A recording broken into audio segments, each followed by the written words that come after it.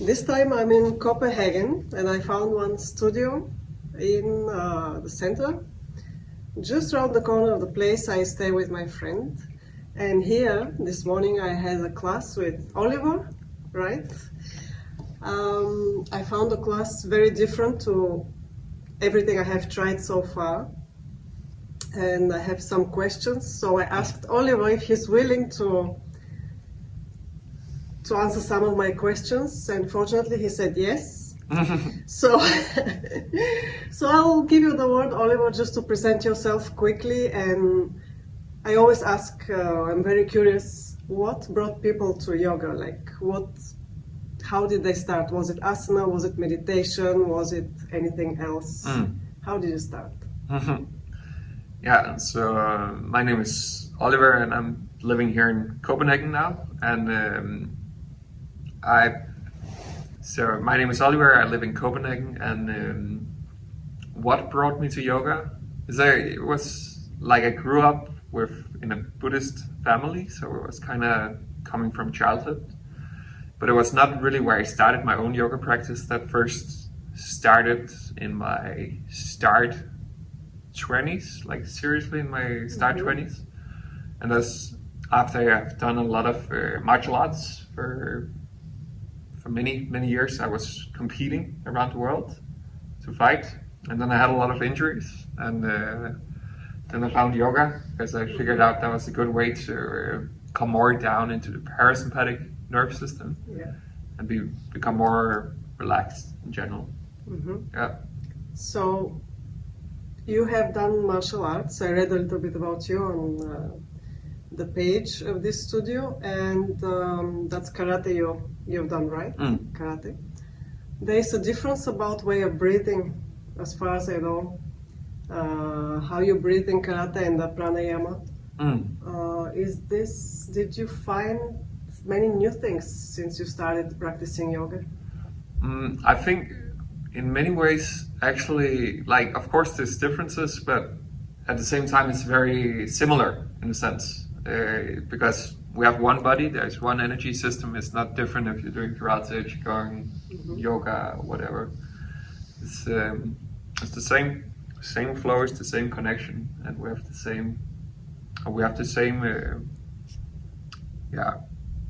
blueprint alignment. I don't know how to use the right words for that. Yeah. But I guess in karate you don't activate your parasympathetic, you must activate maybe your sympathetic nervous system. Yeah, sometimes, but it's actually also, if you're a good fighter, then you're good at calming yourself down even in the intense situation. And that's also, you get really much in touch with the sympathetic, but still stay calm in that state when you fight. Yeah.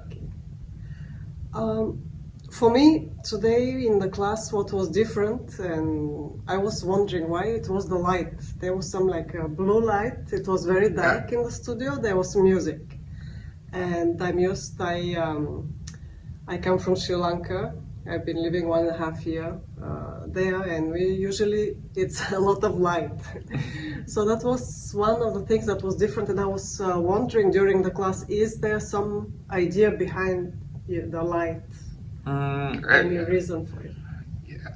I'm not the right person to ask for that, actually, because I'm not the owner of the studio. So, okay, I thought that's your own idea, that's why I'm asking. Yeah. All right. Yeah.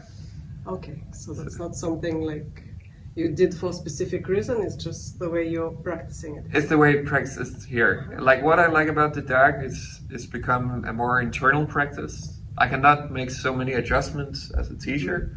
So it also set a bit like a bar for the level, especially if you have a more intense class, then you need to be kind of used to different cues, so you can follow that. And then then we also have music, so it's also a bit connected to the beats, and it was also quite dynamic. Yeah. The style we had today, is it something you have developed, or how is it? I guess it's developed through, I've done a lot of acrobatics as well, capoeira, dance, martial arts, acting also, and I guess it have just ended up becoming a bit of a mix between all of those things. Okay, so it's something like you have created, or you're following a specific school? I guess it's something I've created myself. Okay. Yeah. And also another thing I noticed today, there were like many young people comparing to the classes I'm used to go. Yeah. Do you think the reason is because it's more dynamic? Like older people don't find it? I think for sure it's something to do with the age. I think, if I teach a yin class, for example, the age is a bit higher. But these kind of more dynamic classes is more late. I like people in the 20s, 30s, maybe early 40s. It's usually what I see in those classes. Sometimes there's also people who are a bit older who still like that kind of vibe. Yeah.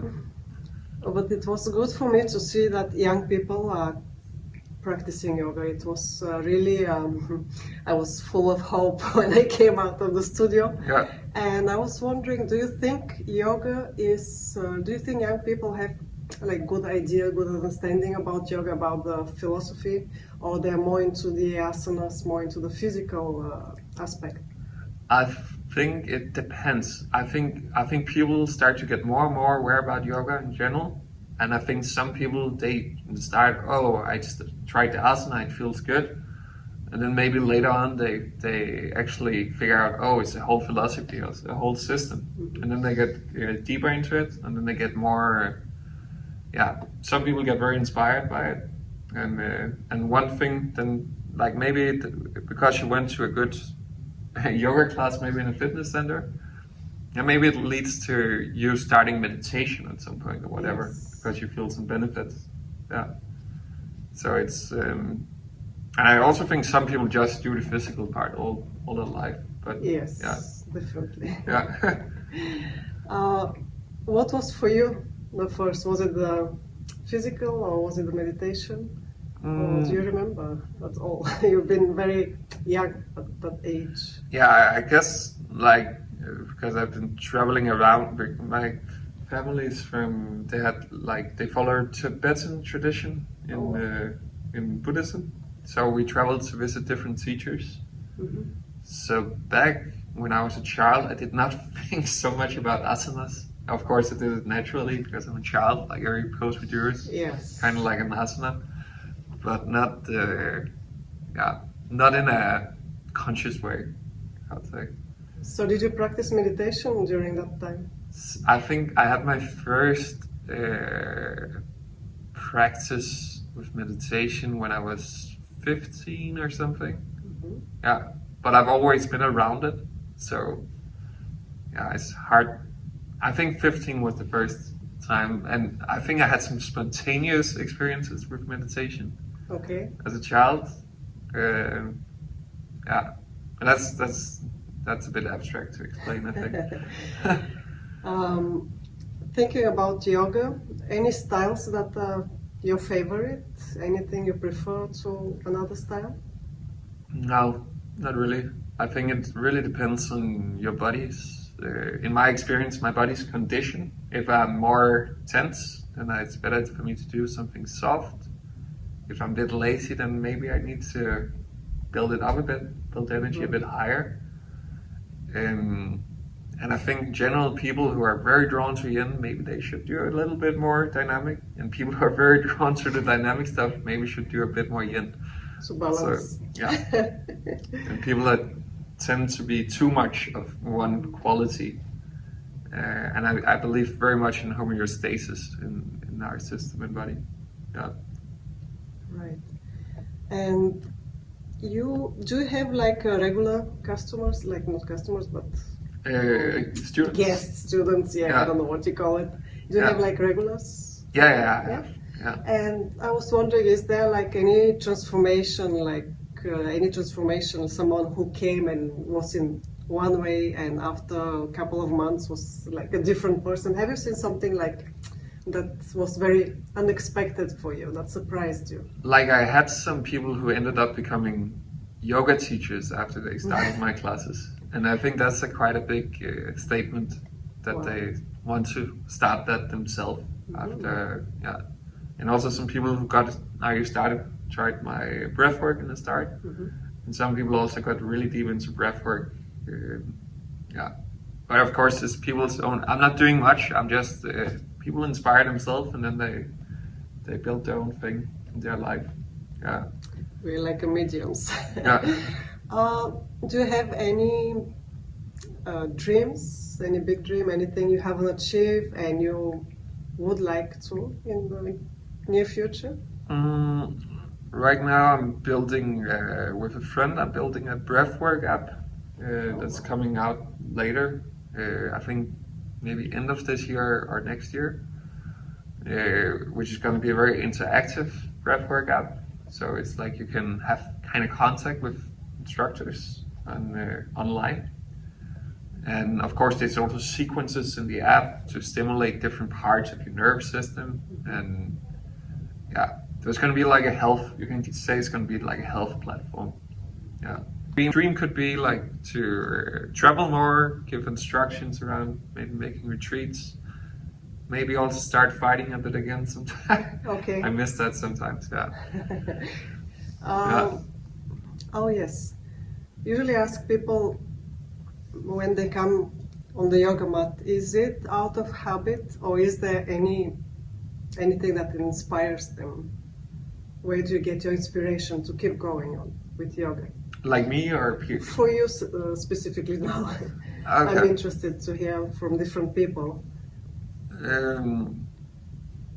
I think it's a way to connect with my body and mind, and also get me away from my head and get me more connected with what is happening right now in this moment. And I feel it's a bit like a I want to say portal to the present, but that sounds a bit fluffy when I say it like that. It's very simple. It's like if you feel your body, then you're also kind of here. If you feel your breath, you're in this moment.